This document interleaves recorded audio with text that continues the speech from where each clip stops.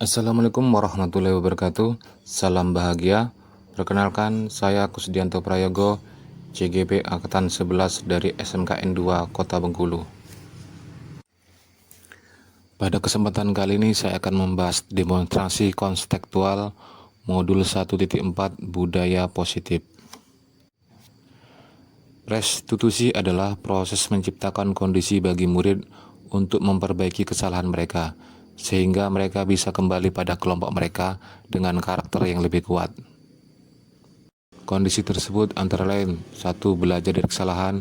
2. Memperbaiki hubungan. 3. Merupakan tawaran atau bukan paksaan.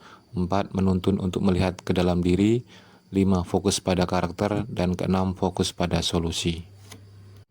Proses 3 tahapan segitiga restitusi. Yang pertama, 1. Menstabilkan identitas. Yang kedua, validasi tindakan yang salah. Yang ketiga, menanyakan keinginan. Langkah pertama, menstabilkan identitas. Teori kontrolnya adalah kita semua akan melakukan hal yang terbaik yang bisa kita lakukan. Kita bisa mengatakan dengan kalimat-kalimat ini kepada anak, tidak ada manusia yang sempurna. Berbuat salah itu tidak apa-apa. Saya juga pernah melakukan kesalahan seperti itu. Kita bisa menyelesaikan ini. Langkah kedua, validasi tindakan yang salah. Kita bisa memberikan kalimat-kalimat tanpa menghakimi siswa akan memvalidasi kebutuhan mereka. Contoh-contoh pertanyaannya, padahal kamu bisa melakukan yang lebih buruk dari ini ya. Kamu pasti punya alasan mengapa melakukan hal itu. Kamu patut bangga pada dirimu sendiri karena kamu telah melindungi sesuatu yang paling penting buatmu. Kamu boleh mempertahankan sikap ini, tapi kamu harus menambahkan sikap yang baru. Adakah cara yang lebih efektif? Yang ketiga, menanyakan keyakinan. Teori kontrol menyatakan bahwa kita pada dasarnya termotivasi secara internal. Ketika langkah 1 dan langkah 2 telah divalidasi, maka anak akan siap untuk dihubungkan dengan nilai-nilai yang dia percaya dan berpindah menjadi orang yang dia inginkan. Pertanyaan yang akan diberikan contohnya, keyakinan apa yang kita sepakati? Apa bayangan kita tentang kelas yang ideal? Kamu mau menjadi orang yang seperti apa? Apa nilai-nilai minimum yang telah kita sepakati? Studi kasus 1. Bayu sedang melaksanakan praktek penggunaan alat ukur jalon, sejenis lembing tajam di lapangan.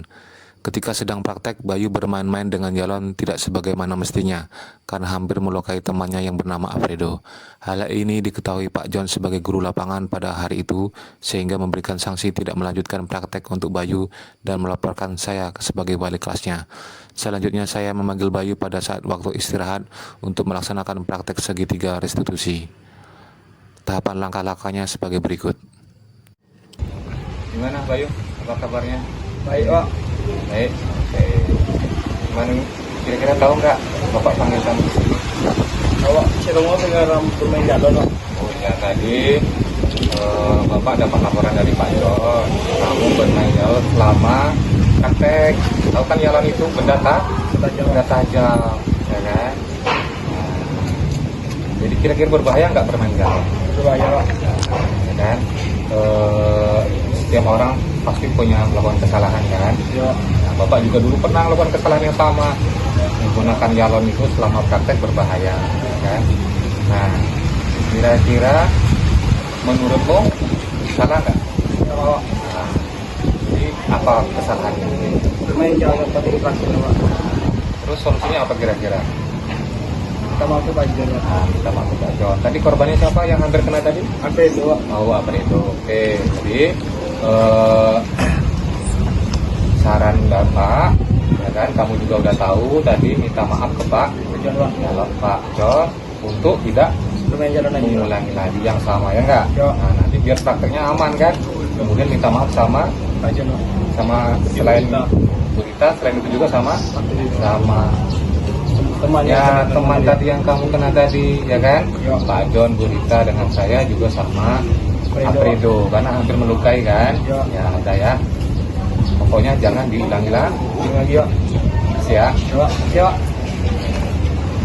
Saya Bayu Samudra Nika sudah melakukan studi kasus bahwa saya telah bermain jalon, alat jalon yang berbahaya yaitu besi Dan langkah-langkah pemecahan masalah yang sudah diberikan oleh Pak Kus sudah benar, yaitu saya minta maaf kepada Pak John dan Pak Kusnya itu sendiri. Dan langkah-langkah yang telah diberikan oleh Pak Kusdianto sudah sesuai dengan langkah-langkah restitusi yang sudah berlaku. Studi kasus 2. Siswa kelas 10 TGM 1 sedang melaksanakan praktek menggambar teknik dengan menggunakan mistar segitiga. Waktu pengerjaan tugas sudah hampir selesai. Semua buru-buru mempercepat menggambarnya. Dino mencari mistar segitiga yang ia punya, tapi tak ketemu, hingga akhirnya ia merebut mistar segitiga Ilham yang sedang dalam genggaman Ilham. Akibatnya, mistar segitiga Ilham patah dan tidak bisa digunakan lagi untuk menggambar teknik, dan menimbulkan adu mulut antara Dino dengan Ilham.